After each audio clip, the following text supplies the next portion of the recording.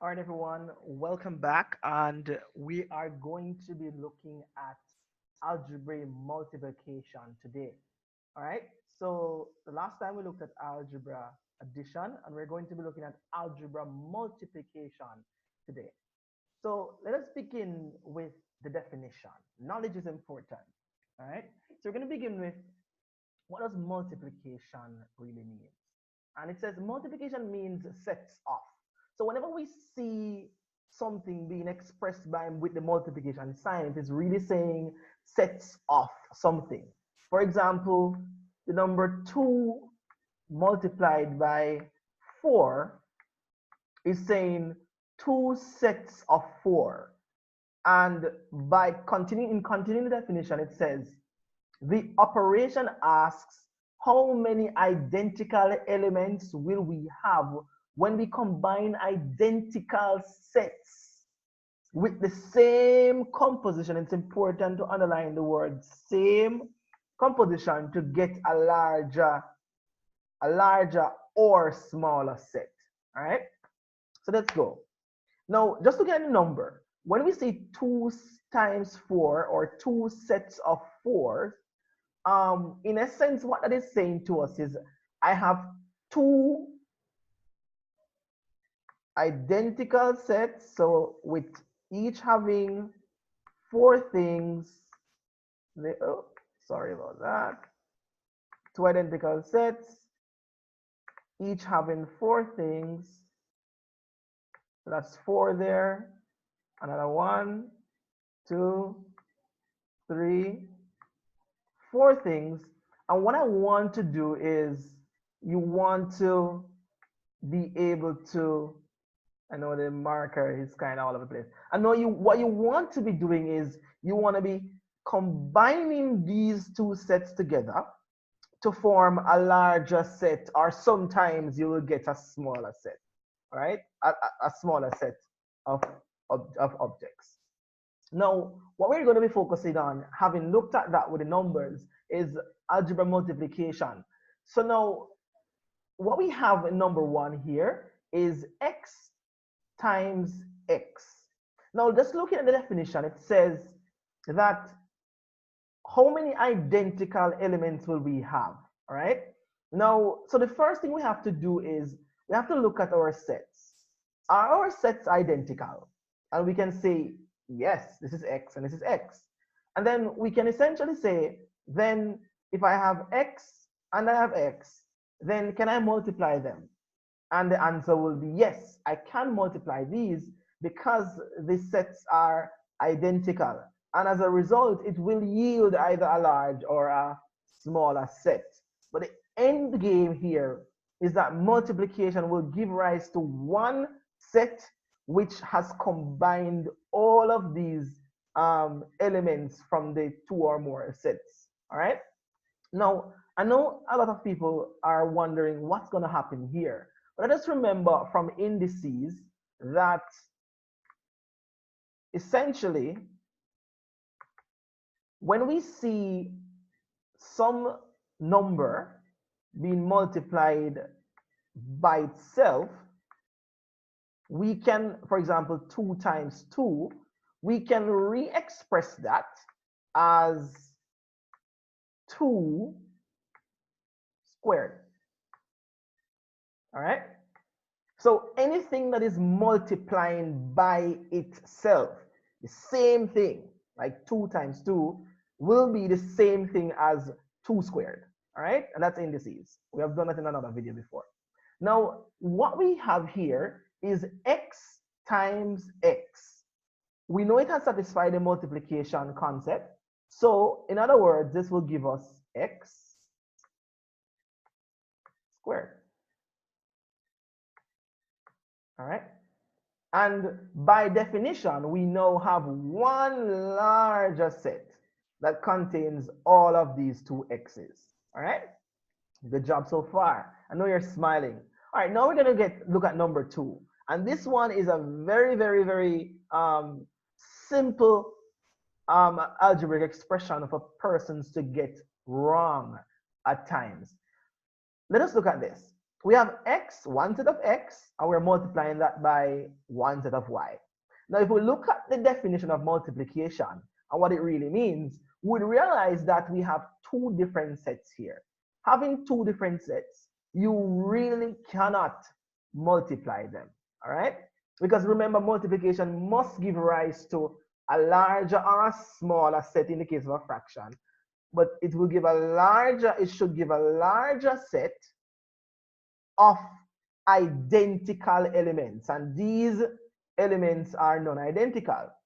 So then, what will happen here is that the simple answer is we cannot multiply these two things together, right? And I know some people are saying, yes, you can multiply them. What you will end up getting is simply x times x, all right? And x times x is the same thing as what we have over here, all right? And some of you are familiar with, and I'm going to put my stroke here. Some of you are familiar with x, y, all right? So xy or x times x, the same thing as x times x. So in essence, these two cannot be multiplied. It's not giving rise to a larger set in the case of whole number sets of stuff here, all right? So there's no multiplication can happen here. We'll get the same thing, all right? Good. Let us look at number 3. We have 2 times x times y. Again, what we have here is a classical example where a lot of people go wrong, where they're saying, yes, I can multiply these. No. If you look at what's happening here, we have 2 sets of x, so one set of 2 sets of x, and we're multiplying that by one set of y's. And by definition of multiplication, these two things cannot be combined together to get a larger set, all right? And in essence, just look at the definition, it says the compositions have to be the same, all right? So in essence, 2x is not the same as composition as y, all right? And as a result, naturally multiplication is happening here. So I know what you're familiar with is that you're saying, oh, but I would get 2 times 1 set of y would give me 2x times 1 set of y would give me 2xy. But remember, 2xy is the same thing as having writing 2x times y. It is the same exact thing. All right? So really, there's no multiplication happening here. There's no increase. There's no larger set or any smaller set of the same identical elements being produced as a result of what's happening here. So again, we would say no multiplication. No multiplication can happen. All right? Can happen. We can just re-express.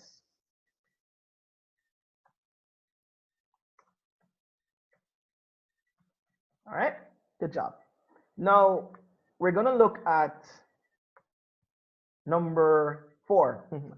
So number 4, in essence, what we have is f to the second power, or f squared, multiplied by f squared. And you guessed it right. By definition, we can express these and we can multiply these, because what we have here is two identical sets of f squared, all right? And these two sets do have the same composition. Now, just following the law of indices that we looked over up here, if I have f squared times f squared, then I will always encourage my students to always write these out following the law of indices. So this is the same thing as f times f times sorry about that, times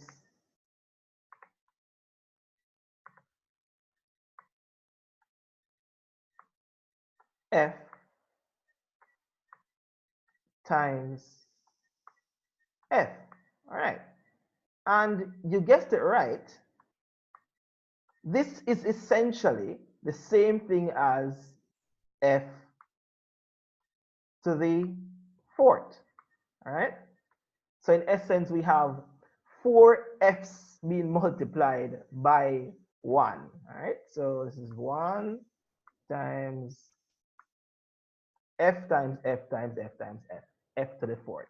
All right. I know you would have learned a rule that you, once the bases are the same, you add the exponents. But we're trying to get rid of all this need to learn rules and just simply sticking to the concept. So you don't have to be memorizing too many things. Just sticking to the concepts. And once you stick to the concepts, you don't need to sit down and memorize too many things. All right. Now, just to look to get some clarity on something, I know some of you may be asking, if you have x times y, if you substitute a number, can't they multiply? And the answer is yes.